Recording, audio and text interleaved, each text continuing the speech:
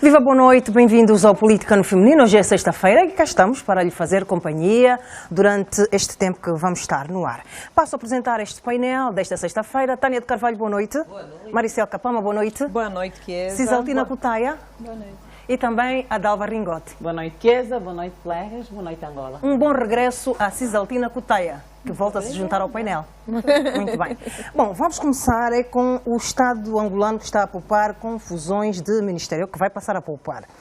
O Estado angolano espera poupar 1.000 milhões de kwanzas por ano com a fusão de alguns departamentos ministeriais, iniciada há 2 meses, afirmou nesta quinta-feira em Luanda o ministro de Estado e chefe da Casa Civil do Presidente da República, Adão de Almeida. Em março, o último executivo angolano reduziu de 28 para 21 departamentos ministeriais que integram o governo. Bom, vamos começar por ouvir a Maricel Capama. Maricel, o Estado vai poupar 1.000 milhões de kwanzas, portanto, é um valor circunstancial? Se colocado, portanto, anualmente. É um valor circunstancial, sim, senhora. E dizer mesmo que esta medida enquadra-se nas várias medidas que o Executivo tem estado a tomar, de formas a reduzir o impacto econômico da Covid-19 e da drástica redução do preço do barril do petróleo no mercado internacional. O Estado começou por reduzir de 28 para 21 departamentos ministeriais e, consequentemente, a redução de 559 diretores nacionais e chefes de departamento para 313. Com isso, o Estado consegue poupar à volta de 100 milhões de kwanzas, aproximadamente 100 milhões de kwanzas mês, e que se pretende destinar-se esse valor ao setor social. Aí a minha opinião pessoal, eu penso que, por ser um valor considerável, não devia se disponibilizar apenas ao setor social. Parte desse valor devia-se fazer um incremento no setor produtivo. Mas tu tens um setor social também carente. Sim, sim. Mas esse setor social há de precisar sempre. Então, parte desse valor para o setor social e a outra parte fazer um incremento no setor produtivo para que este setor produtivo se torne cada vez mais robusto, de formas a podermos caminhar nós por si só e ele poder apoiar de forma regular o setor social. Porque não importa agora fazermos algo e depois, a meio da carruagem, paramos. Se nós tivermos uma boa produção nacional, diminuirmos as nossas importações, vamos fazer com que consigamos, daquilo que nós arrecadamos, apoiar da melhor maneira o nosso setor social. Mas agora, aqui há uma questão também que se coloca. Qual é? Está a haver esse esforço por parte do Executivo, nessas reduções, tudo muito bem, mas a voz tudo estão se sempre a reprovar de que o Executivo não faz esforço. O Executivo deve fazer. Sim, portanto, é uma não é crítica esforço. Eu concordo, sim, concordo. Não é? As medidas estão a ser tomadas, sim. Dizer que não param por aqui, vão também se estender aos institutos públicos. Mas agora há uma questão que é fundamental. Não basta reduzir, não basta poupar, não basta apoiar este ou aquele setor. Eu penso que é extremamente importante, o que nós esperamos da máquina do Estado, é maior eficiência e eficácia na gestão do dia a dia do próprio Executivo. Diminuir burocracia, celeridade no tratamento das questões. Isso é que nós esperamos, independentemente dessas medidas que foram tomadas. Deixa-me ouvir a Cisaltina. Cisaltina, achas que vamos ter um governo mais eficiente agora? Não sei. Com 21 ministérios? Não sei. Por acaso era também uma das questões que eu considero importante, né? Que é, por um lado, é óbvio que uma pessoa sabe que quando se fundem ministérios, se você deixa de ter 300 trabalhariadores e passa a ter 100 trabalhadores, obviamente vai sobrar dinheiro, porque você já não vai ter aquela despesa. E então, mais importante que verificar o valor que fica a sobrar é também pensar em que medida é que essa fusão vai diminuir a burocracia, vai agilizar a máquina, o aparelho do Estado e fazer com que isso vá se refletir na vida dos cidadãos. Por exemplo, se você funde o Ministério das Obras Públicas e o Ministério do Ordenamento do Território, em que medida é que isto vai acelerar os processos para resolver, por exemplo, as questões das estradas? Que estão, quando há buracos nas estradas, até que ponto é que essa fusão vai trazer agilidade ao Estado, à máquina do Estado, e isso se refletir efetivamente na vida dos cidadãos. A outra coisa também que eu achava importante para a reflexão em relação a essa questão da fusão, para além dos números, era a questão de entender em que medida é que, ao fundir ministérios, o governo consegue então materializar a estratégia que apresentou, que foi sufragada durante as eleições, que consta do Plano Nacional de Desenvolvimento, em que medida é que essa fusão facilita o processo de realizar estes planos, estas estratégias para os diferentes setores. Não é só pensar no facto de que se salva dinheiro, se poupa dinheiro, mas é também pensar como é que se realiza aquilo que é plano, não é, dos diferentes setores com esta fusão. Era ou não importante que se emagrecesse o governo? Outra coisa, bom, quando a pessoa não tem dinheiro, é importante cortar algumas despesas, e eu acho que é muito a motivação para essa fusão agora, tem muito que ver com o plano todo que está a ser feito de reforma, de reestruturação econômica que está a ser feito para poupar dinheiro e com isso poder-se atrair algum investimento estrangeiro.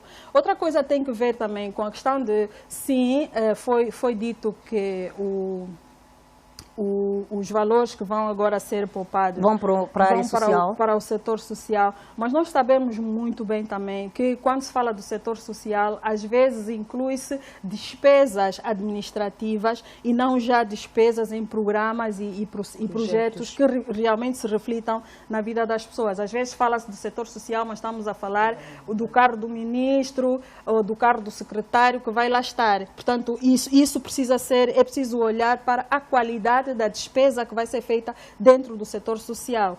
Por exemplo, estamos a falar melhorar a nível do setor da educação, por exemplo, a questão da merenda escolar, que não existe até agora, e nós sabemos da importância da merenda escolar para garantir educação de qualidade para as crianças, particularmente aquelas crianças de famílias pobres. Estamos a falar do setor de saúde, que nós estamos a ver agora com essa história do Covid, a gente vê a fragilidade que tem o próprio setor, como é que a questão do Covid agrava isto. Portanto, mais do que focarmos nos números, isso é pena que às vezes nós vemos isso. Mesmo a forma como se reportam essas matérias, foca-se muito na questão do número, mas não se vai a fundo para fazer uma discussão um pouco mais interessante sobre o que é que essa fusão realmente vai significar. Muito bem, vamos ouvir a Dalva Ringot.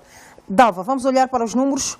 O governo passa a ter 313 diretores nacionais e chefes de departamentos, conta também contra os 559 que tinha.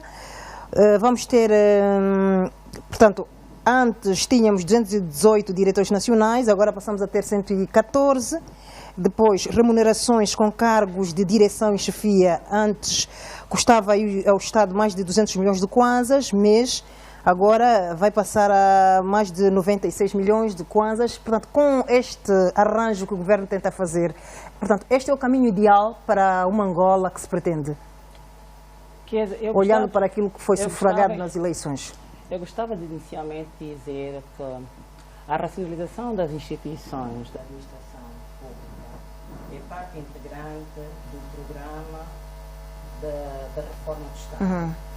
Que promove essencialmente o interesse público, que deverá ser conducente, como disse muito bem a Maricel, a eficiência, portanto, a valorização dos recursos humanos, e todo este processo deve ser traduzido também no alinhamento institucional dos próprios órgãos da administração pública. Muito bem, já volto a si, Dalva, deixa-me ouvir a Tânia, estás com um problemazinho aí no seu microfone. Tânia, com este ajuste que o governo tenta fazer, qual é o clima que se vai viver nestas instituições? Por exemplo, quem aceita deixar de ser ministro e passar a secretário de Estado, estamos a falar, portanto, de um bom senso, de um ato de patriotismo.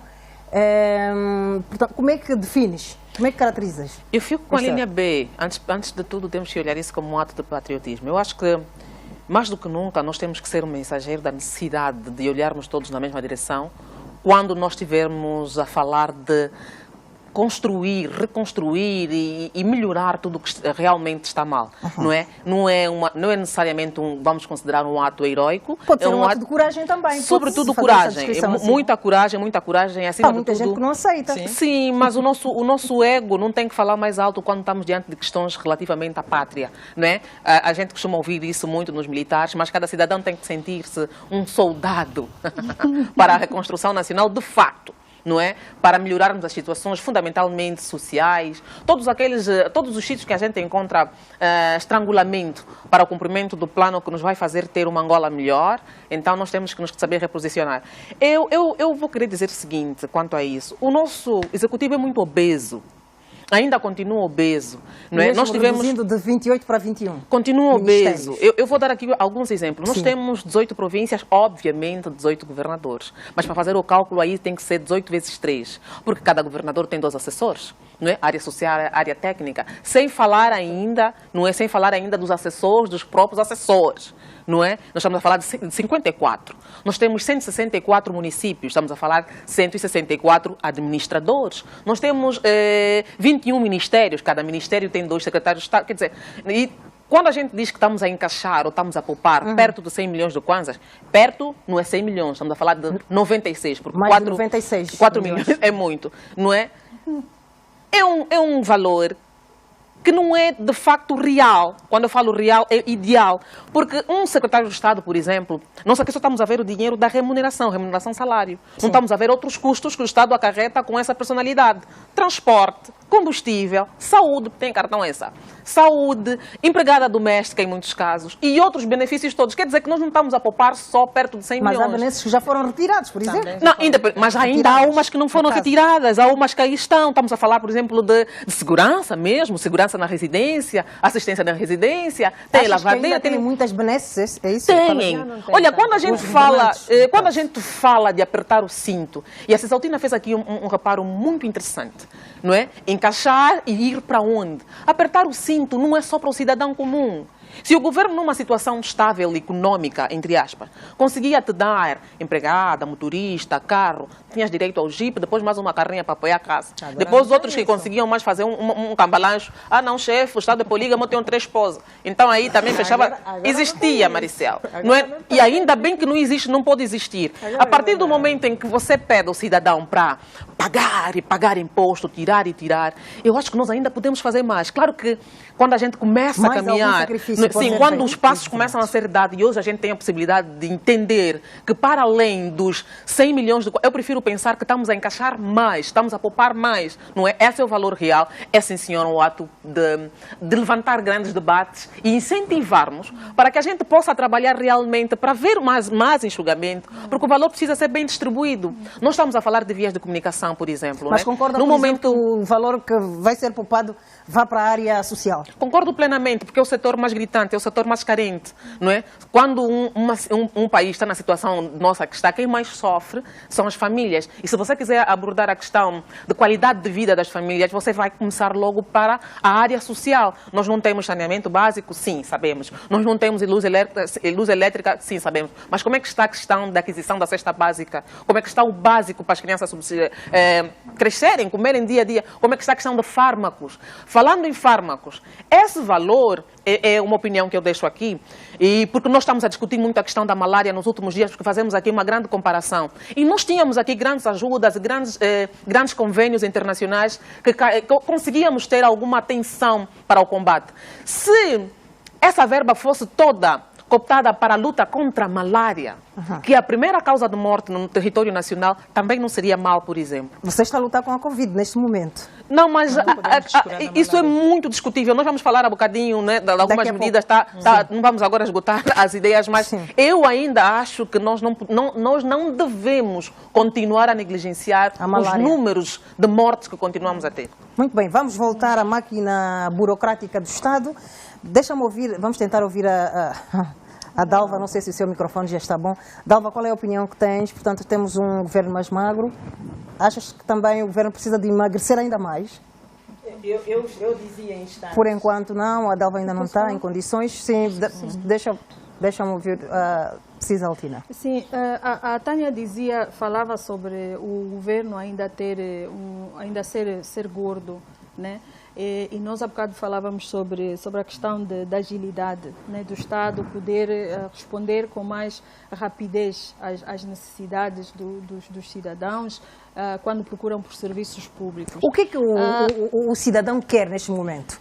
Olhando para esta realidade, o governo mais magro, do ponto de vista prático, sim, o cidadão espera que ele possa resolver. Sim, o cidadão espera que ele possa resolver as suas questões com o máximo de rapidez possível, com menos burocracia, porque a burocracia também, o excesso de burocracia contribui para a corrupção, não é? E isso tem um custo muito grande, tem um custo para a saúde das pessoas, tem um custo para o bem-estar das pessoas, há uma série de problemas que se encontram quando os cidadãos não conseguem, por exemplo, aceder os seus documentos atempadamente, quando não conseguem registrar a propriedade, por exemplo, ao mesmo tempo. Uma pessoa compra um carro em 2015, está em 2020, ainda não tem título de propriedade. Está a ver? Essas questões todas têm que ver. Mas uma coisa interessante em relação a essa questão dos ministérios é que, ao mesmo tempo que se fundiram ministérios, é como que o gabinete do Presidente da República também engordou um bocado. Eu vejo, por exemplo, o Presidente da República tem 12 secretários que de alguma forma se equiparam, né, a quase ministros, né? Então, por um lado, estamos a fundir ministérios porque precisamos cortar despesa, porque precisamos cortar despesa, e por outro lado, estamos a engordar como se estivéssemos a criar um executivo paralelo ou de alguma forma. Isto incomoda um bocado. Então, né? Qual seria a decisão ideal? Para que, por exemplo, que é preciso ter um secretário para assuntos constitucionais dentro do gabinete do Presidente da República, quando nós temos já no Ministério, por exemplo, no Ministério do Interior, ou no Ministério da Justiça, ou num outro ministério, uma função equivalente, um secretário de Estado para aquela função. Então, essas questões que também é preciso fazem alguma confusão perceber, porque senão a fusão, se é para cortar gastos, é preciso que cortarem tudo. Sim, sim. Deixa-me ouvir a Dalva, vamos ver se agora é de vez. Dalva, como é que olhas para essa questão do emagrecimento do governo? Eu dizia há instantes que a racionalização das instituições do Estado, não é, fazem parte da política de reforma do próprio Estado, que visam essencialmente promover a eficácia, e dizia, portanto, estes colegas que me antecederam, a Maricel, a valorização do capital humano, do recurso humano, como assim entendemos, e todo este processo deve ser concluído naquilo que é, portanto, numa orientação institucional dos próprios órgãos. E esta racionalização, que acontece agora, numa primeira instância, decorre em sede dos ministérios fundidos ou extintos, se assim quisermos chamar. E os resultados, não é, embora não muito expressivos, são esses que nós temos. Portanto, estamos a falar... O que é que diz que não são muito expressivos? Não, portanto, a temática ou a discussão que existe, não é? É se os cerca de 100 milhões têm tangibilidade naquilo que são os projetos específicos. É importante este valor. Nós estamos a falar a nível de despesa com pessoal. Portanto, quando olhamos para as direções, não é? Algumas delas têm, portanto, despesas de bens e serviços também. Estamos a falar compra de combustível, estamos a falar compra de papel, estamos a falar de tantas outras naturezas econômicas de despesa que também são extintas. E vale aqui notar um aspecto muito importante, é que esta fusão vai também permitir a aglutinação ou a cisão ou fusão, extinção de programas e projetos existentes nos diversos ministérios. Portanto, há aqui números... Será que vai criar alguma confusão? Não. Extinção, vamos hipoteticamente falando, o Ministério da Comunicação Social, o Ministério da Telecomunicações... Em termos de implementação de projetos, programas... Quando falamos de extinção, existe uma carteira nacional de projetos em que são inscritos todos os projetos aprovados. E esses projetos poderão ser extintos. Saem da carteira olhando para aquilo que deverá ser a priorização de implementação de projetos do próprio Executivo.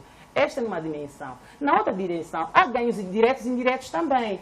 É verdade que os diretores tinham carros e tinham 2 carros, tinham secretária, tinham esses ganhos que do ponto de vista da despesa representa uma despesa agregada, que em primeira instância impactam nas reservas, nas divisas da Angola. Era esse cálculo que era bom para esclarecer. Impactam, quer dizer, vai desaparecer uma franja importante do Orçamento Geral do Estado. No domínio dos investimentos também haverá um impacto importante. Atenção, que estamos a falar a nível do Ministério. Quando o processo prosseguir a nível da administração indireta do Estado, nós temos hoje 88 institutos públicos. Estamos a falar...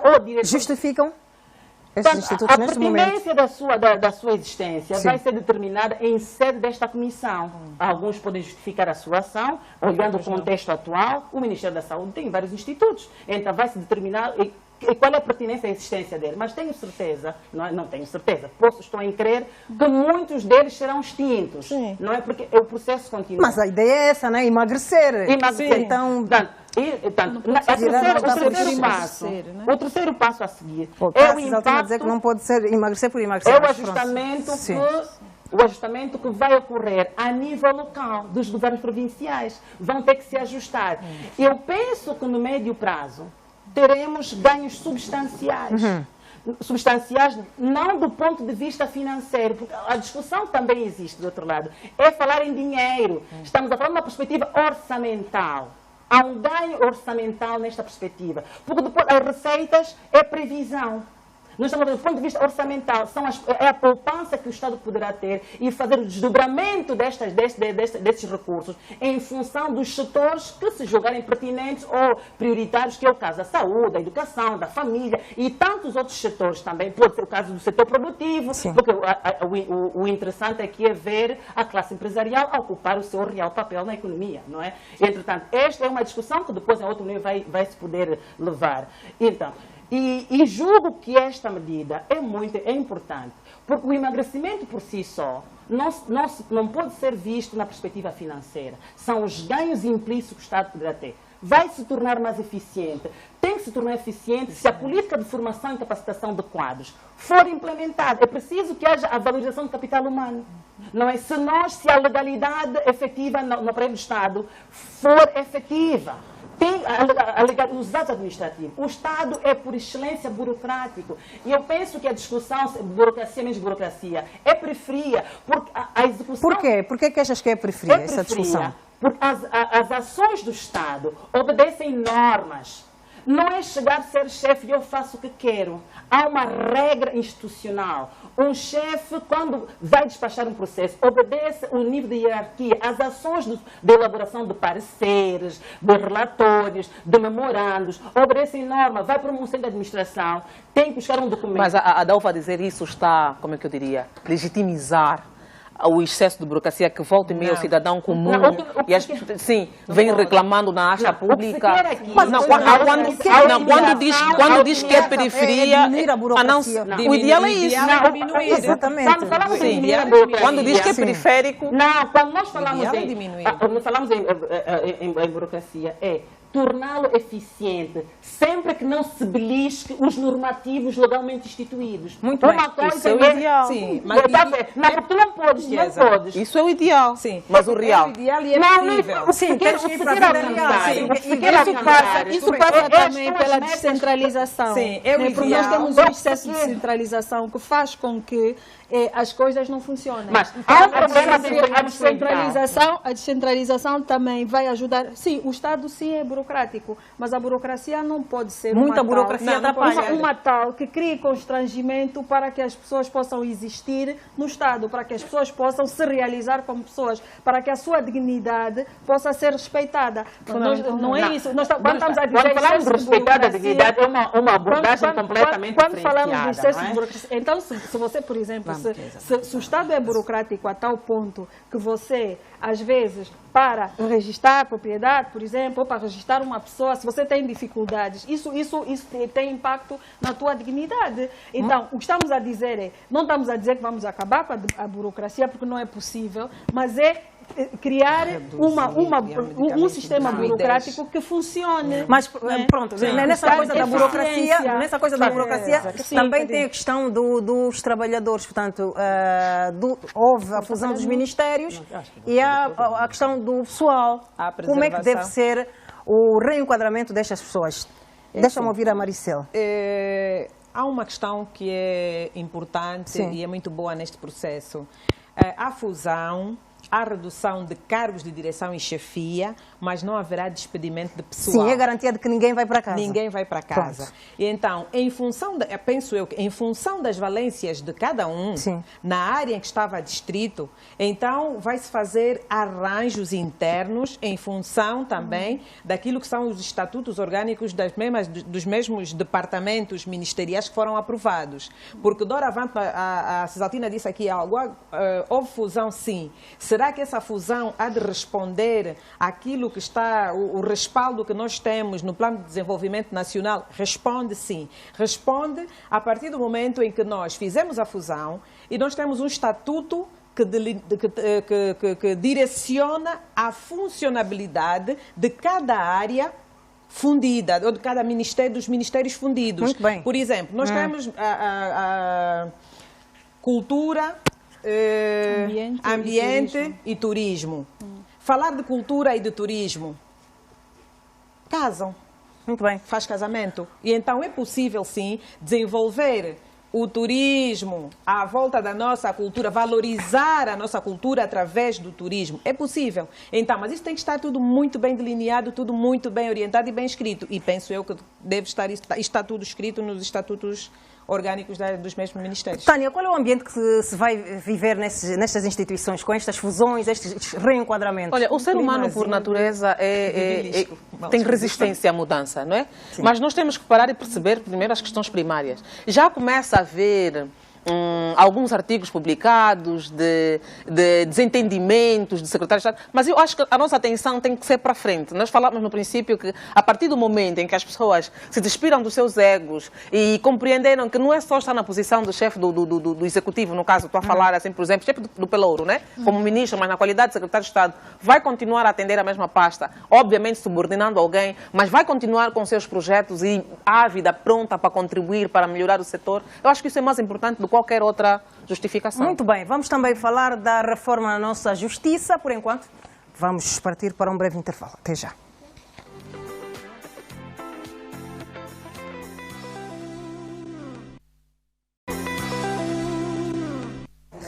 Muito bem, entramos agora para a segunda parte do Política no Feminino. Portanto, tivemos aqui a Dalva Ringote com alguns problemas no microfone. Dalva, falávamos da questão do emagrecimento do governo. Tinhas aqui duas notinhas para fazer. Sim, duas notinhas. Espero que o meu microfone esteja a funcionar. Pois, Chiesa, há aqui alguns aspectos tanto importantes em sede mesmo da racionalização das instituições. Vai gerar, não é, um excedente de pessoal técnico. Sim. Que, infelizmente, muitos deles não fazem parte do quadro da administração pública.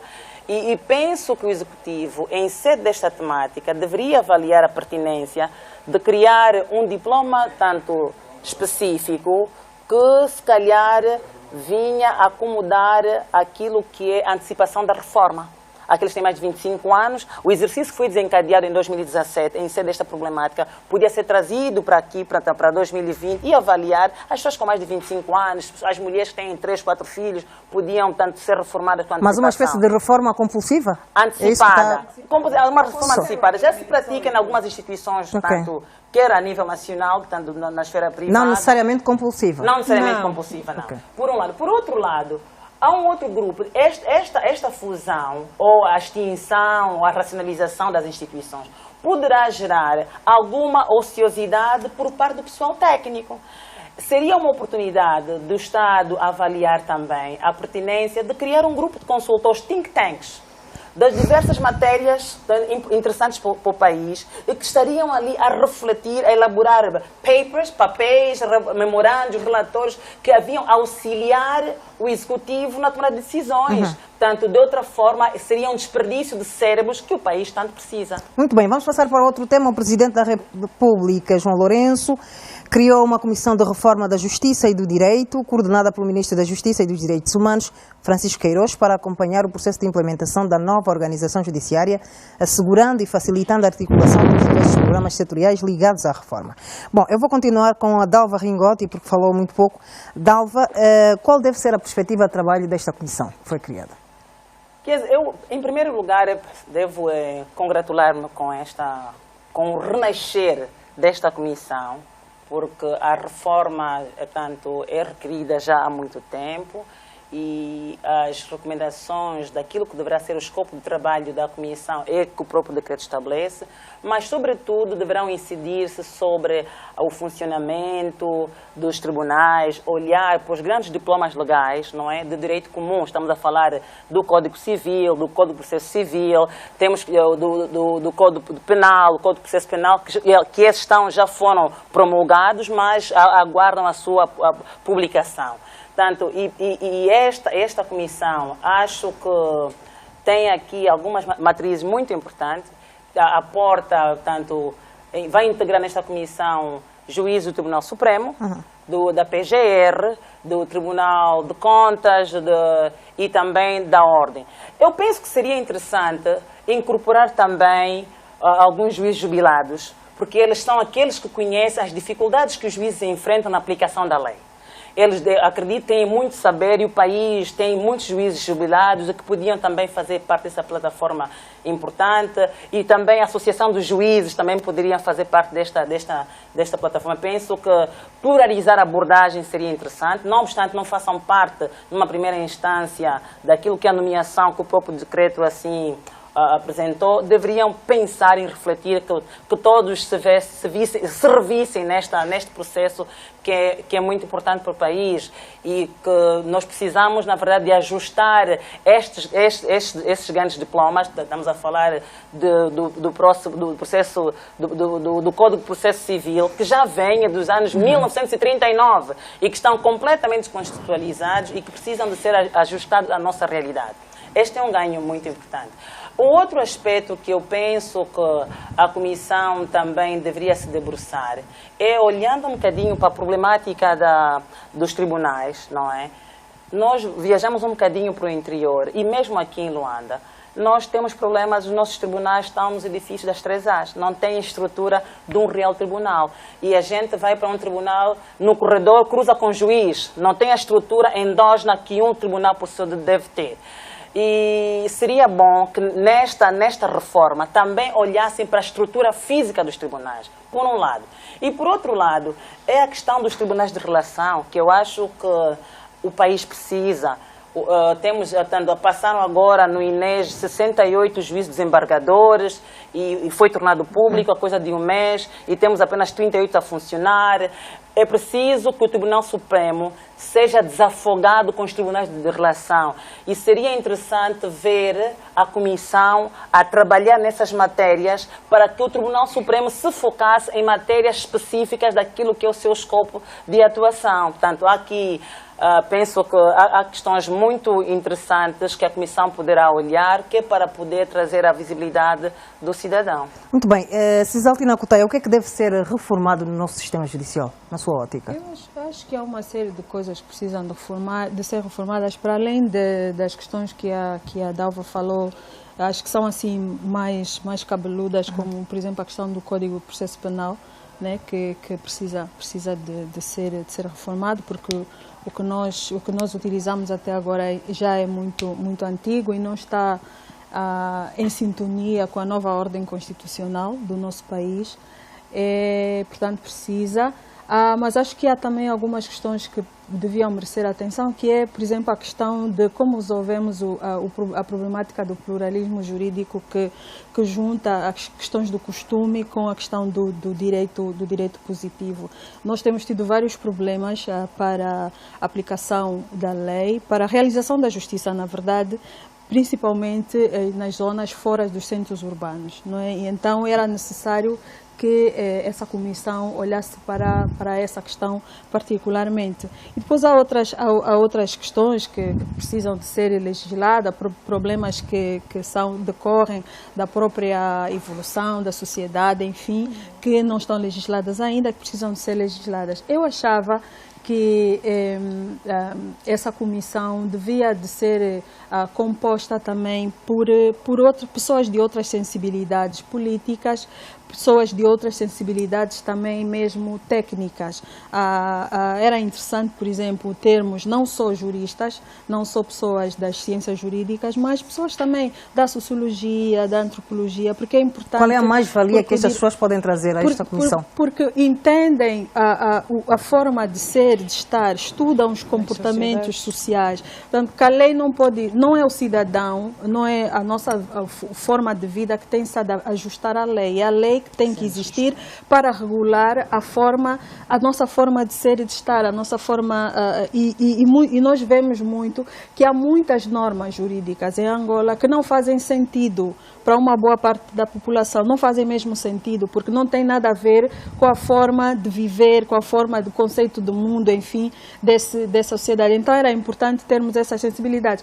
Para além de ciências especializadas, também sensibilidades políticas mesmo. Porque nós estamos a ver, eu tenho, custa-me ver, né, uma comissão de reforma do Estado, de reforma da Justiça, que não tenha pessoas que não sejam do partido.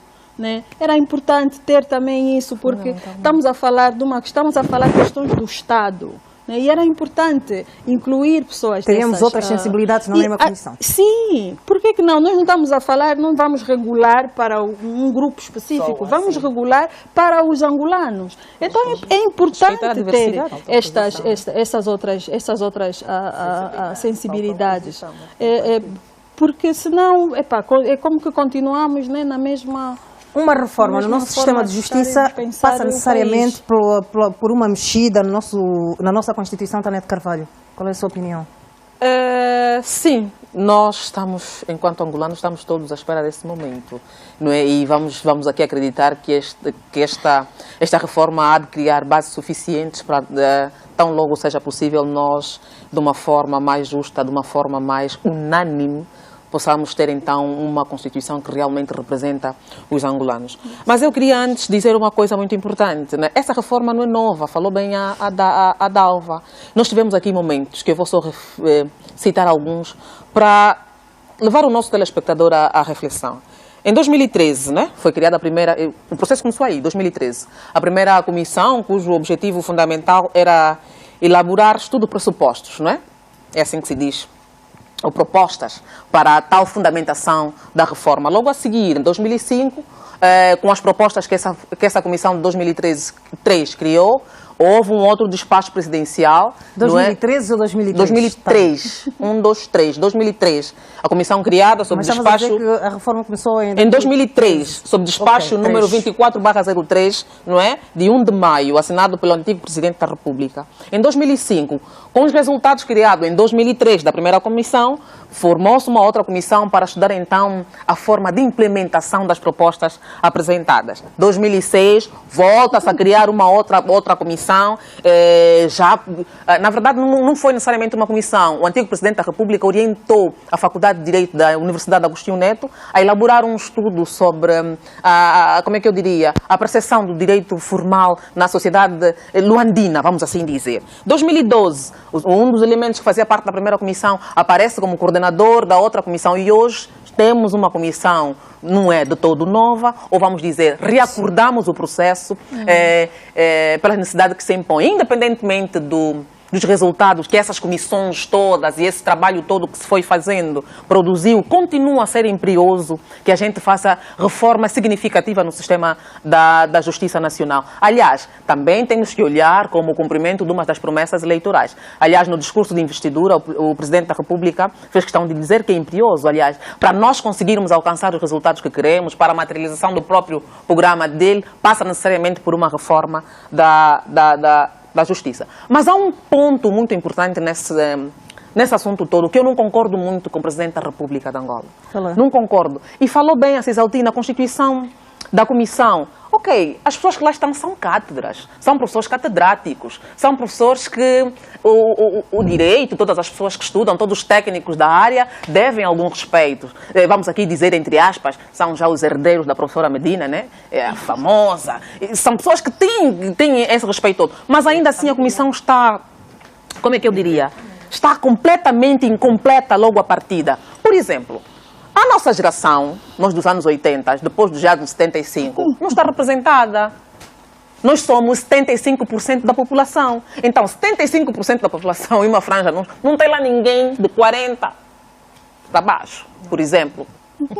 As mulheres, nós somos mais de 52% da população. Atenção, Tânia, o documento diz que integram ainda a referida comissão, para além de algumas individualidades, a representação do Tribunal Constitucional. Pode ser que haja... Sim, mas é importante que essas chamadas de atenção têm que surgir a partir... Tribunal de Contas, da Casa Civil, por nós conhecermos o andamento das coisas no nosso país, então, nós temos o direito e temos a obrigação de começar a levantar esses questionamentos.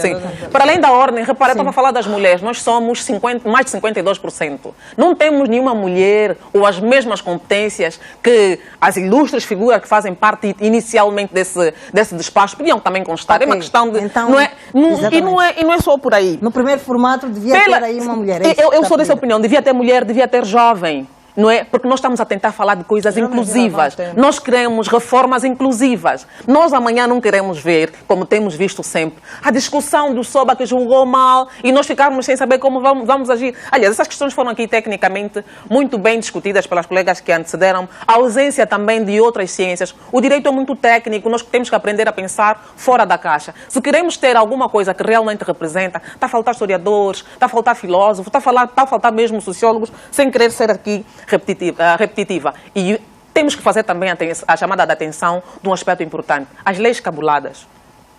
Nós temos agora uma comissão que... Podemos ajustá-las ou não à nossa realidade? Leis cabuladas nunca.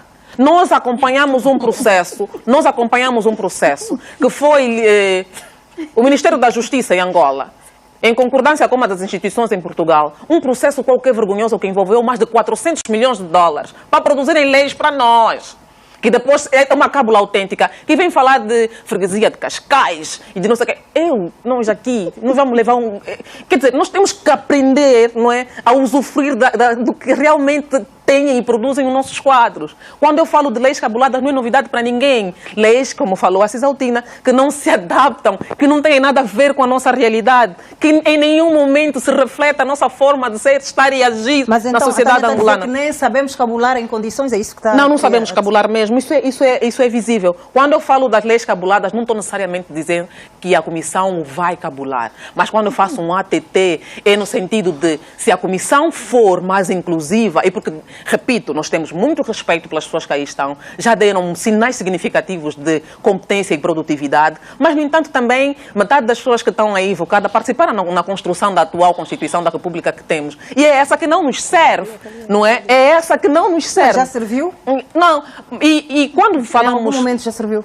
Serviu para alguns interesses, porque quando a gente diz que foi feita a medida do fato, do chefe da República, foi feito, significa que não serve, que está desajustada. Nós aqui, a dada altura, já falamos que parecia que foi elaborada por um clube de amigos. Ok, essa reforma vai ser feita com que pressuposto, com que base? Muito bem. Se as pessoas são as mesmas. Não vamos cometer os mesmos erros. Deixa-me ouvir a Maricel também. Maricel, a composição desta comissão dá-lhe algum conforto para começar a reforma na nossa justiça? Sim, porque assim, nós não estamos a começar. Sim. O despacho foi muito bem claro. Sim, mas estamos a olhar para um novo paradigma, uma nova república e por aí fora, olhando para essa perspectiva. E o direito tem que acompanhar a dinâmica das instituições e das sociedades.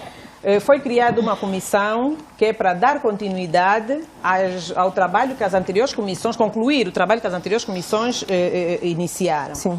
Mas nós estamos num momento diferente, estamos num paradigma totalmente diferente, temos um novo Presidente da República e que o pouco que nós temos estado a constatar é que quer mudanças visíveis, quer ver a satisfação da nossa população. E satisfação da nossa população começa mesmo com as reformas, não é? que têm estado a ser implementadas no nosso país. E esta comissão não poderá fugir deste caminho, né? Que se tem estado a trilhar até o momento. Há aqui uma reclamação que é legítima das mais colegas de painel, que sim, devíamos ter, se calhar, uma Guilhermina Prata, sim, é legítima. Uma Miaela Ueba. É legítima. Mas temos também uma abertura. Por quê? Porque o titular, para algumas figuras, né?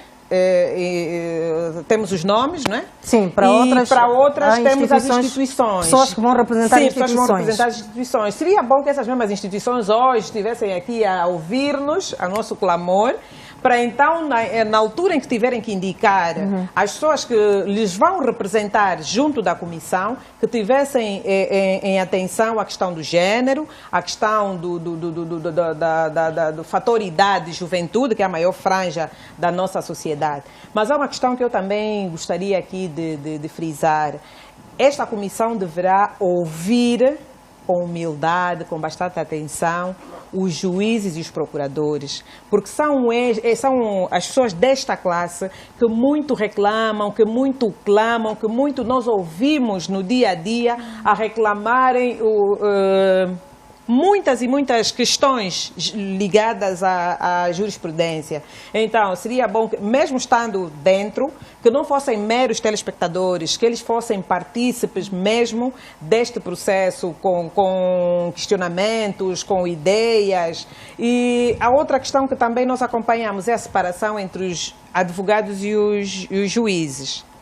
Neste processo, se não estou enganada, eu penso que nas anteriores comissões não fazia parte a ordem dos advogados. Sim. Mas neste momento faz parte a ordem dos advogados. Então, o que é que isso pode representar? Eu penso que é bom, porque é um momento, é um momento de aproveitarem, que é para discutir aquilo que os separa, o que os divide, que é para então poderem encontrar um denominador comum. Exatamente. E poderem funcionar da melhor maneira. Estamos a falar do país. Do então, país, é pensar país, né? Sim senhora. E então, da mesma forma, que sim, está descritos desses grandes departamentos ministeriais, grandes e significativos, também era bom nós termos aí a sociedade civil, não é? Grandes aparelhos, ONG, que têm feito muito. Vamos a falar, por exemplo, da JPD, que faz a advocacia, e outras também. Eu acho que, se nós partirmos de um processo tão importante, tão necessário como esse, já com uma perspectiva inclusiva, não é? Para que amanhã essas pessoas não sejam chamadas, eles já têm a coisa feita. Vamos fazer a auscultação só para o inglês ver e depois sim auscultamos, tiramos. Como a gente vê nos outros processos, isso não é digno até, não é? Nós temos que ser inclusivos a partir do primeiro momento. Eu acho que aqui houve uma falha. É um aspecto que eu queria trazer também aqui à reflexão. Portanto, quando falamos dos magistrados, não é? Seria bom que a comissão não se focasse apenas nos aspectos estruturais, focasse também nas pessoas, no aplicador de justiça, estamos falando do próprio magistrado. Um magistrado, tanto o juiz, um único, precisa de 3 pessoas. O escrivão, o ajudante e a terceira pessoa que faz a análise, as investigações, não é? Portanto, e parecendo que não, esta franja é muito importante para aquele que vai aplicar a lei. Tem que ter ali estes elementos, são basilares. Tem de estar representados na comissão, isso? Não, eu digo, olhando para numa outra dimensão da comissão, deve ser visto este aspecto. E a Kisa colocou aqui uma questão relativamente se é importante ou não rever a Constituição. Eu, particularmente, não é? Eu penso que, e como está no artigo 235, número 1 da Constituição, eu penso que a Constituição é um documento que deve ser revisto a toda hora. A lei estabelece que ela pode ser revista é facultativo depois de 5 anos, não é? Este está no número 1 do artigo, penso que é 235 da Constituição. Mas eu não compreendo que a fã existente depois tem que se rever sempre. Agora, estão em causa alguns valores constitucionais, porque a revisão da Constituição, e eu olho para uma geografia mais abrangente fora da nossa, quando há uma iniciativa de revisão constitucional, quer em sede do Parlamento, não é? Ou iniciativa presidencial, por norma, estão em causa alguns elementos constitucionais. O que é que está em causa? A vida. O que é que está em causa? Aquilo que são os elementos fundamentais da Constituição. Quer dizer, não podemos olhar para este instrumento tão importante de forma simplória, não é? Eu penso que o foco é nós olharmos para as leis infraconstitucionais. Uma vez bem estabilizado, então ali podemos dar um passo subsequente, porque a discussão não pode vir a jusante. Temos que começar da base, e começar da base, como dissemos aqui muito bem, é mesmo nós olharmos para as questões iniciais. Quem faz parte da comissão? São juízes, são as pessoas que têm dificuldade na aplicação da lei. Qual é a posição do juiz? E olhando um bocadinho assim para a questão antropológica que a Cisaltina trouxe aqui à mesa, é nós pensarmos qual é a contribuição do ponto de vista antropológico que a Comissão poderá trazer neste processo de reforma para a nossa sociedade. É verdade, Chiesa, que nós temos problemas culturais. Vamos olhar como é que nós em Angola vamos discutir a situação da tala. Como é que se discute? Mas há muita gente que não acredita nisso. Também, eu entendo que o direito não é só a norma, é um conjunto de princípios, de valores, de instituições, das normas. O direito é um conjunto destes elementos. Então, nós não podemos discutir das questões normativas sem olharmos para Angola profunda. Nós temos aqui uma comunidade rural muito importante no nosso país e a Tânia disse aqui muito bem que não se revê nisso. Como é que incorporamos as questões tradicionais? Como é que incorporamos as línguas nacionais no nosso ordenamento jurídico? Vamos para aqui para o Congo. Não se fala francês nas instituições do Estado. Fala-se Lingala, fala-se Kikongo. Vai para o Quênia. Podemos trazer essa realidade. Há uma questão muito importante. É importante. Nós valorizamos a nossa cultura. A língua, enquanto um elemento de comunicação, de autoafirmação, deve fazer parte, deve ser integrante do nosso ordenamento jurídico. Temos que valorizar. Sim, temos que passar para importante. Sim. Não, eu queria dizer que é importante também essa questão da comissão e essa revisão é fundamental, principalmente na questão do ordenamento e funcionamento dos tribunais, já a pensar também nas autarquias, né? Porque é preciso pensar como é que a justiça vai ser administrada em sede das autarquias.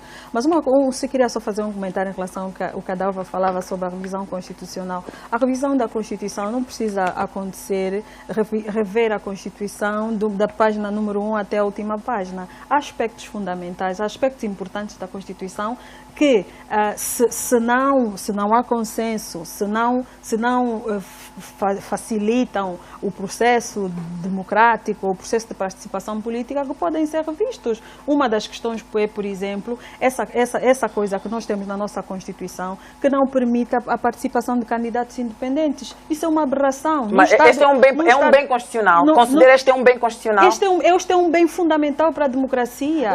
Nós não podemos... Quais são os grandes bens constitucionais? Deixe-me só terminar.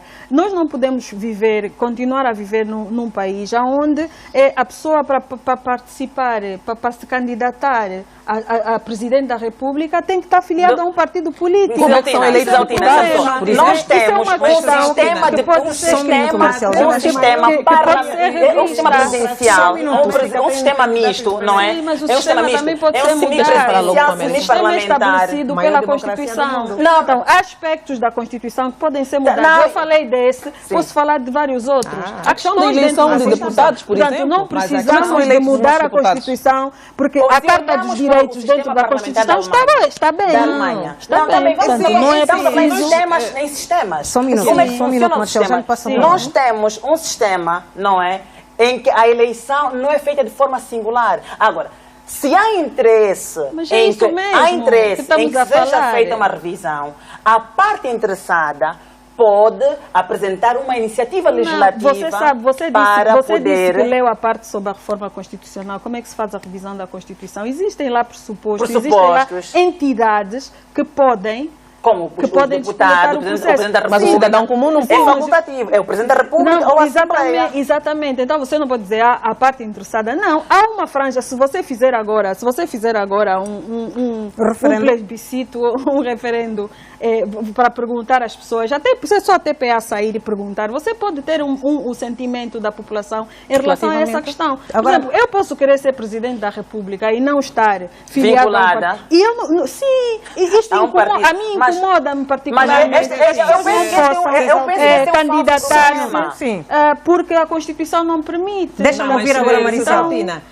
Quando tu falas da revisão da Constituição e das como exemplo a questão de candidaturas independentes e que isso reflete a democracia, a plena democracia, aí eu iria rebuscar um bocadinho a famosa ou das famosas grandes democracias do mundo, que é os Estados Unidos, em que não existem os candidatos independentes, ou é republicano, ou não é existem democrata. candidatos independentes, mas existem, nos Estados Unidos existem candidatos. Sim, mas não é a maneira como nós queremos que se implementa aqui. Mas existem candidatos independentes, o ponto que está a ser feito aqui, porque é importante. Há uma outra questão que nós estamos preocupadas, eu gostaria, tu falaste, eu ouvi. Há uma questão que nós estamos preocupadas, revisão de Constituição ou não revisão de Constituição. Se nós acompanharmos o despacho presidencial, frisa muito bem num dos objetivos, não é? da Constituição dessa mesma comissão, ou em que esta mesma comissão tem a liberdade de propor alterações pertinentes a todo aquele processo do que eles têm. Qual é o ponto? Então, qual é o ponto discordante? Qual é o ponto discordante aqui? Não vem aqui a discussão de não estarmos céticos ou tão preocupados com não estamos céticos nem preocupados. Não estamos céticos nem preocupados. O que eu disse, Maricel, podem também surgir. Sim, mas você está a concordar comigo, Maricel. Não sei porque que quiseste me corrigir, porque estás a concordar comigo. Eu estava a dizer que a Constituição não precisa ser revista na totalidade. Eu dei um exemplo de uma questão específica. Posso dar outros exemplos, não é? Então, a forma como se chega ao poder é importante. E é importante, é preciso que as pessoas, os cidadãos do país, se sintam confortáveis com a forma como se chega ao poder. Mas não podemos isto é fundamental na democracia. Isto é fundamental. É fundamental na democracia. Não é fundamental. Eu tinha a palavra. É fundamental na democracia. É possível, só para terminar, é possível chegar-se ao poder pela via da força, mas é possível também chegar-se ao poder pela via democrática. Agora, quando a Constituição e coloca uma barreira para que as pessoas possam chegar ao poder pela via democrática, há um problema aqui que nós precisamos de conversar. Portanto, é um pouco sobre isso. Estamos aqui a dizer, por amor de Deus, isso é um fato. Não é um falso problema. Do processo eleição do não é um falso problema. Maricel, porque é importante. Não é um falso problema. É uma questão fundamental. Não é falso problema. Vamos olhar para a Alemanha. Estamos a falar em sistemas democráticos. Em sistemas democráticos. A Alemanha, concretamente. Vamos olhar para a Espanha. Não, a eleição é por listas. Não é por cidadãos. Se queremos sentem em relação a isso. Como é que os cidadãos lá sentem em relação a isso? Essa é a questão. Quando queremos fazer preceito. Então, se há uma franja da sociedade que não está contente com a forma como se chega ao poder, é necessário que a gente converse sobre isso. Não se descura. Não se descura aqui. Então não estou a entender a vossa reação. Eu não entendo a vossa reação. Podemos chegar até um minuto, Maricel. Podemos chegar até Deixa-me terminar o raciocínio. Um minutinho. Sim, termine. A revisão constitucional que aqui se levantou. A revisão constitucional assusta tanto. Não. Esse é um debate aberto.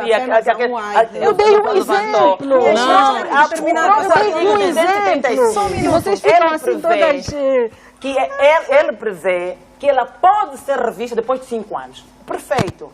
Mas a minha opinião é dizer, qual é o bem constitucional que está em causa para a sua revisão? Democracia.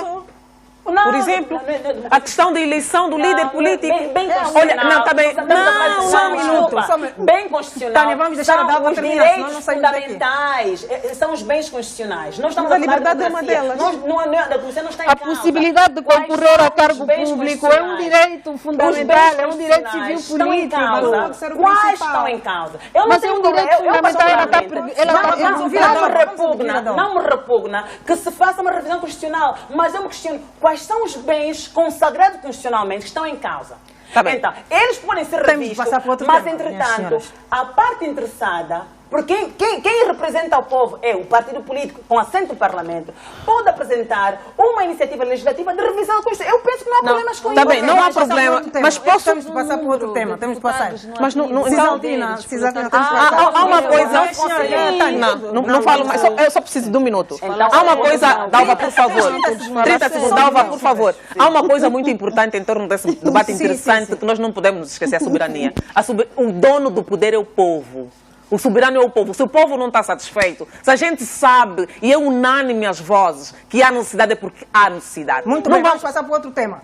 O governo angolano orientou esta terça-feira a rescisão imediata do contrato com a empresa encarregue de transportar o material de biossegurança da China para Angola. De acordo com a Comissão Multissetorial para a Prevenção e Combate à Covid-19, está em causa a utilização por entidades privadas alheias ao contrato da parte da capacidade das aeronaves fretadas por Angola para trazer os meios. Vou começar com a Maricel. Maricel, tens a palavra. Portanto, esta rescisão do contrato, até que ponto é que faz sentido? Sim, faz sentido porque há aqui uma questão que é de extrema importância. O bem público tem que estar acima do bem privado. E o que aconteceu aqui não foi isto, na realidade. O que é que aconteceu, então, Maricel? O pouco que pude perceber é que a China continua a ser um país de alto risco de contaminação do Covid-19.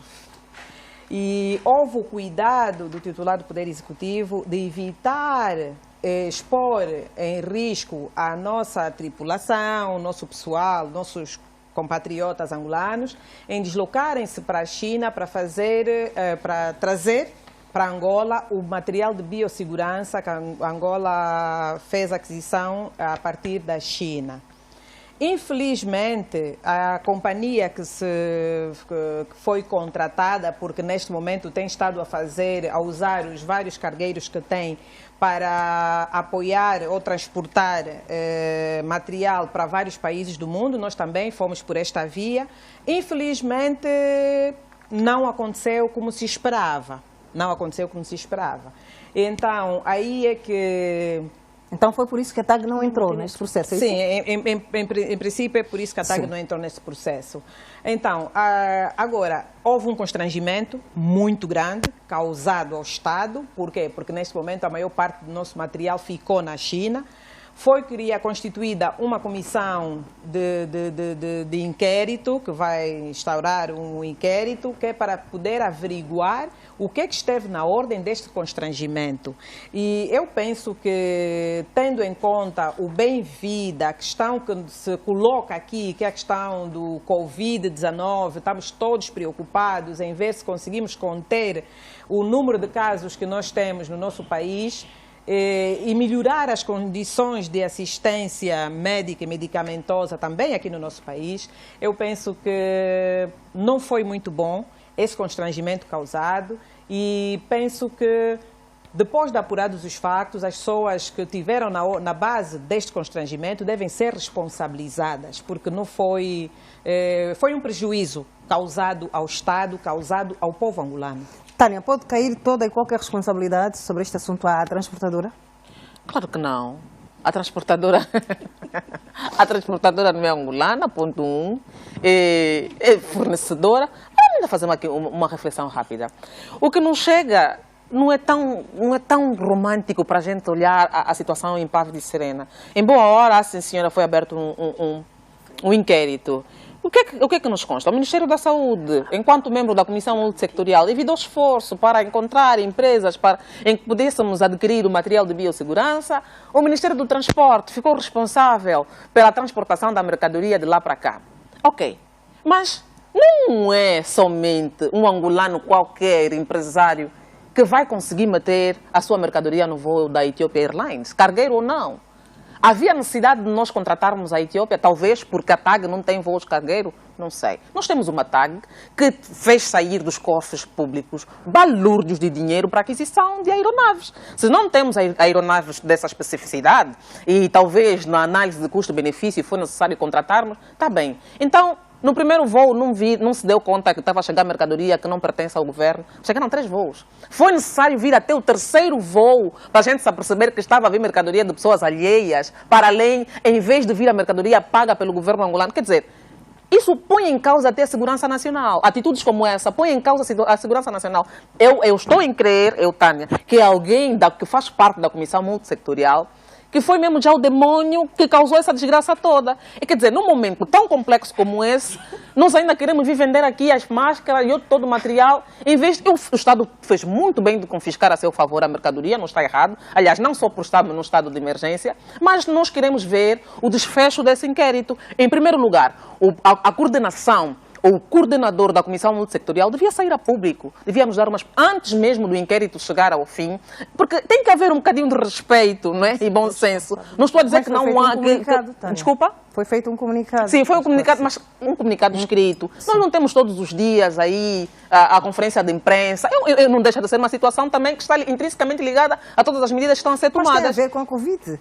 Então, mas e por que não se faz um comunicado abrangente, de leitura nacional, que todas as pessoas, inclusivamente, não se compara um comunicado a esse nível? Foi, a gente respeita, mas falta mais. Vamos ter o inquérito. Olha que nós estamos a ter muitas vergonhas com essa situação do Covid. Primeiro foi já o despacho das casas, que ficou-nos assim. Agora vem essa situação. Quer dizer, são coisas que a gente para e diz, essas pessoas que hoje fazem parte do aparelho, que estão aí ao lado do presidente que muito se esforça, não é? Que a gente às vezes critica demais, vê e analisa, estão mesmo comprometidas com a mudança? Queremos mesmo ter uma Angola melhor?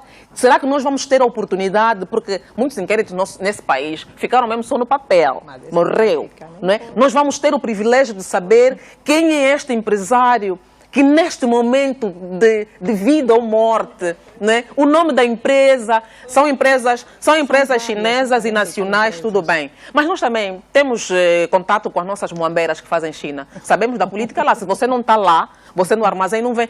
Quem é essa pessoa que conseguiu, inclusive, fazer com que os nossos representantes da Embaixada de Angola lá na China não tivessem acesso aos armazéns no ato de arrumar ou embalagem da nossa mercadoria do Estado para vir? A Covid neste momento está ou não a ser um grande negócio? A Covid, essa é uma prova clara que está. Então nós deixamos de... E aliás, por orientação presidencial, o Ministério das Finanças está orientado a mover esforço, não é? para nós termos a situação aí da luta contra o Covid bem assegurada. No entanto, nós estamos a ver a situação a ser um bocadinho banalizada com esse ato. É um ato de muita irresponsabilidade e é um ato que põe, sim senhor, em causa a questão de segurança nacional. Muito bem. Deixa-me ouvir a Cisaltina. Cisaltina, em pleno cenário de crise, há empresários que provavelmente vão perder dinheiro com essa situação por alguma imprudência, podemos assim dizer. Bom, eu aprendi a pensar que as pessoas não cometem crimes porque são más ou porque têm má índole necessariamente. As pessoas cometem os crimes ou podem ter sido enganadas também.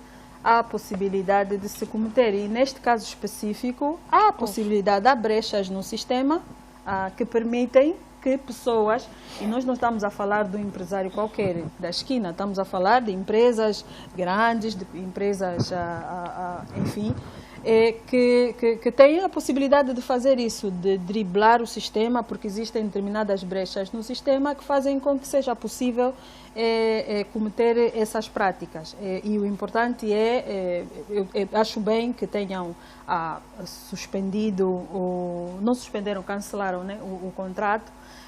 Rescindiram mesmo. Rescindiram o contrato. Eu achava que era importante investigar e depois achava que era importante cancelar, ou suspender primeiro, investigar e depois disso rescindir, caso se provasse que efetivamente a empresa... Houve negligência, houve má fé. Houve má fé, enfim. Mas também quando li o comunicado, eu fiquei a pensar por que não foi a nossa companhia de bandeira a fazer isso. Não salvaríamos, não pouparíamos dinheiro, talvez, se fosse a nossa companhia de bandeira a fazer essa transportação. Eu ouvi a justificação da Maricel, mas enfim, a TAG continua a fazer voos humanitários, né? E continua a ir a lugares onde os níveis de contaminação também ainda são altos. Portanto, essa é uma justificação que a mim não me satisfaz, particularmente, e acho que levanta essa questão aqui, levanta questões fundamentais sobre transparência.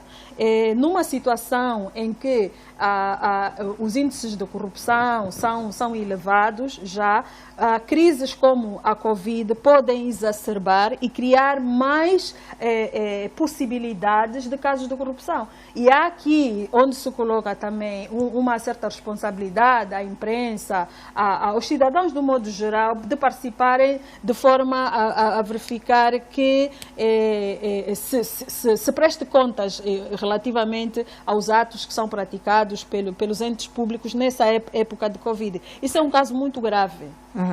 Muito grave mesmo.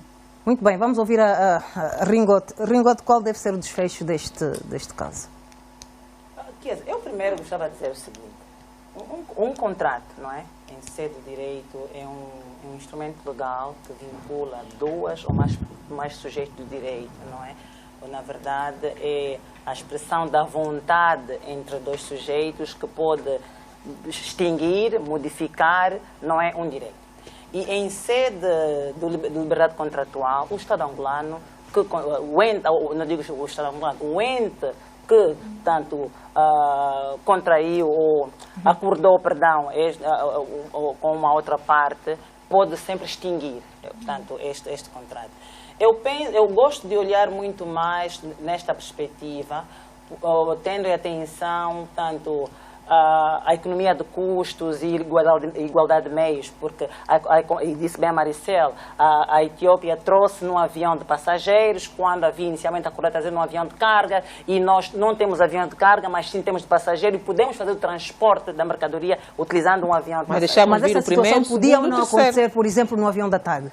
Não, o princípio que norteou o aluguer, segundo a informação que nós tivemos acesso, o aluguer desta viatura é mesmo de prevenir que o pessoal do cockpit, os tripulantes, fossem para a China.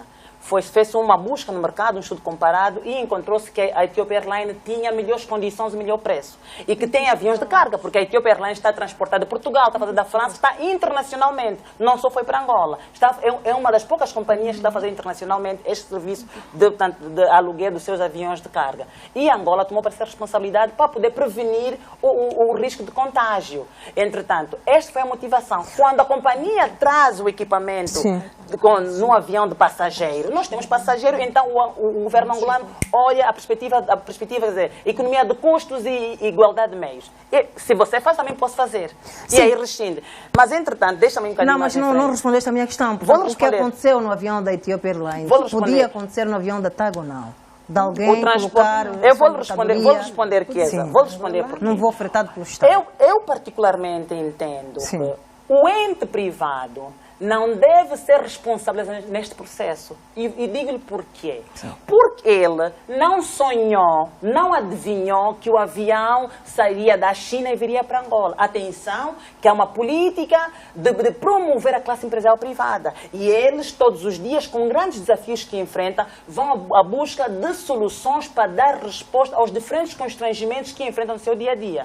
Quando o empresário é informado, supostamente, por alguém ou não da comissão, para que traga a mercadoria da China, eu também gosto de coisas de borla. Se alguém me oferecer, trazer o meu carro, a minha carga da China ou de onde que seja de borla, eu não vou me escusar disso. Mas agora, deixa a carga do governo, traz a sua. É preciso que em sede da comissão sejam feitos o processo de investigação, consiga encontrar a pessoa que foi o elo de comunicação entre os empresários. Mas a Dalva mesmo acredita que o empresário... Ponto número 1. Ponto número 2. Há um outro elemento que não é menos importante, é que das 44 empresas que chegaram em Angola, grande parte delas são empresas que fiscalmente estão suspensas, não existiam. E que aparecem, e não existiam, e a atividade, o seu objeto social é o comércio. Ressuscitam desde a primeira fase do primeiro estado de emergência e vão importar material de biossegurança. Este é um problema que tem que ser averiguado. Tem também que ser averiguado o fato destas empresas, não fazem parte de um pacote, de um pacote de empresas que a princípio tinham que beneficiar de incentivos e que elas não estão alinhadas a neste setor. Quem tem culpa neste processo? Não é a empresa. Não, eu particularmente, do ponto de vista jurídico, não, ele não tem responsabilidade, porque alguém da comissão, um ente externo, é que deve ter dado essa primazia a informar as empresas para poderem entrar. Então, não, agora, o Estado... Para além disso tudo que a Dalva disse, é importante frisar que houve negligência por parte da coordenação ou por parte... Não, eu não digo que é negligência. Não, negligência... Espera, Dalva, nós não estamos a falar de um único voo que chegou e a comissão foi desalfandegar a mercadoria, foi ver e viu que mais de 2/3 do espaço estava ocupado com mercadoria que não pertence ao Estado, mercadoria privada. Chegou o primeiro voo, Dalva, chegou o segundo voo, chega o terceiro, quer dizer que houve conivência, sim senhor, houve negligência administrativa. Dalva, vamos dar os nomes aos bois. Não. É muito fácil a gente responder. A grande questão que se mantém aqui é Angola gastou muito dinheiro para comprar os voos da TAG. Por que é que nós não usamos os voos da TAG? A problemática não é a desculpa. Se nós fizermos a discussão a jusante, vamos encontrar responsabilidade no privado. Não, a discussão a jusante tem que ser amontada. Como é que o empresário chegou no avião? Este é que é o grande problema. Como é que ele chegou desde a China? E quem é esse empresário? O problema não se coloca quem é o empresário. São 44 empresas. Agora, quem? Como é que ele chegou? Eu posso ter 10. Nós tivemos casos aqui. Quem é importante? Juridicamente. É importante. Então, mas nós temos um cidadão angolano que tem 500 empresas. Vamos investigar. Temos que investigar os factos. Uma coisa é primeiro. Temos que chegar na verdade material, que é para depois então responsabilizar as pessoas. A imputação de responsabilidade criminal. Depois no final. Mas agora. Mas saber o nome da empresa é importante. Há um manifesto de carga. Há um manifesto de carga. As empresas estão identificadas. As empresas estão identificadas. Claro, não interessa a ninguém trazer ali à luz o nome das empresas. A gente não está a discutir quem é a pessoa. É nós olhar para o manifesto de carga e ver quem são as empresas. A Comissão Multissetorial está a trabalhar com base na vergonha pública a partir do momento em que você... Não, sim, senhora. Tânia, há aqui um aspecto. Por que nós não podemos saber quem é? Não, muito importante. O manifesto de carga é público. Se for para o aeroporto, para o terminal de carga, perdão, encontro o manifesto de carga como eu encontrei. A minha discussão, eu não quero olhar a discussão a jusante, eu quero olhar para a discussão a montante. Porque o Estado, se nós temos uma política, e eu disse inicialmente, de promoção da classe empresarial privada, e que nós demos primazia aos privados, quer dizer, haverá aqui um elemento teleológico, que é redundância, daquilo que se pretende fazer com o Estado. Muito bem. Deixa-me dar... Está a ver?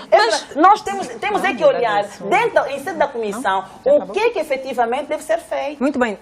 Tânia, mas nós estamos a terminar. Sim, eu acho que nós estamos a misturar aqui questões técnicas. O dado tem que, sim senhora, o Estado está a dar primazia ao empresariado privado, sim senhora, mas em nenhum momento ele vai querer sacrificar-se para beneficiar o privado. Como é que se compreende que nós vamos buscar esse discurso, sabendo que esses empresários estão a usar de borla a transportação dos... Quer dizer, a mercadoria... Quem lhes deu a primazia? Não, a mercadoria do Estado fica, o voo pago pelo Estado angolano, ele usa, prejudicou o Estado. Da comissão.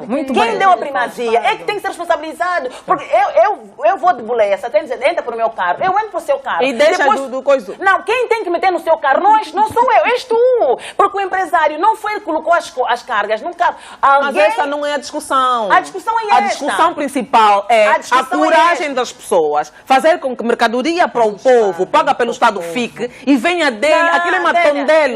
É para ele poder não pagar o transporte, porque o espaço aéreo está fechado. E vai vender. Esse aqui é periférico. O que é periférico? Vou dizer, o central é quem autorizou a entrar nas mercadorias no avião, porque Angola foi a companhia... Mas, claro, como é que tu estás a dizer que é periférico? Não, porque não responsabiliza o empresário. Eu não quero responsabilizar o empresário. Porque aqui a questão, quem é que deve ser responsável? É o ente que autorizou, a pessoa que autorizou a entrar das empresas no avião, é que deve ser responsável. Porque eles, olha, entram mais privados e menos Estado. Porque chegou a mercadoria da Coreia. O voo não é comparticipado. Claro, mas tu tens a responsabilidade, é o doente do Estado, o Estado tem que ser responsabilizado. Alguém do Estado é que deu autorização para que o empresário colocasse no avião do cargueiro as suas mercadorias. Várias dessas respostas vão vir em sede da comissão. No inquérito. Mas eu falava também da questão das brechas. Rapidamente, eu falava da questão das temos brechas que no sistema que permite que as pessoas ajam dessa forma. E num contexto nosso em que nós temos várias pessoas que estão no governo e também são empresários, entender até que ponto é que houve aqui conflitos de interesse é importante. Por isso é que eu discordava da Dalva quando dizia que saber quem é o privado, quem é a empresa não é importante. É importante, no nosso contexto faz toda a diferença. Claro. Porque se você perceber, por exemplo, que a empresa pertence a uma das pessoas que está na comissão, faz toda a diferença. Faz toda a diferença. Desculpa, deixa-me só. Claro que isso virá no há um manifesto de carga, que é um documento no Harewell Bill, é um documento internacional, e que lá vem descrito as empresas. Mas o problema, voltamos à mesma questão, o problema é buscar a verdade material, os factos. O inquérito. O inquérito tem que fazer esse trabalho, a comissão. Então tem vamos aguardar pelo desfecho do da comissão, vamos ficar aqui a especular, temos que buscar o desfecho da comissão para depois, a empresa A, B, C, D, é daqui. Eu penso que estamos a falar a mesma coisa. Estamos a falar a mesma coisa, eu Vamos penso. ter que aguardar o desfecho do inquérito. Também vamos pedir aos telespectadores que aguardem, portanto.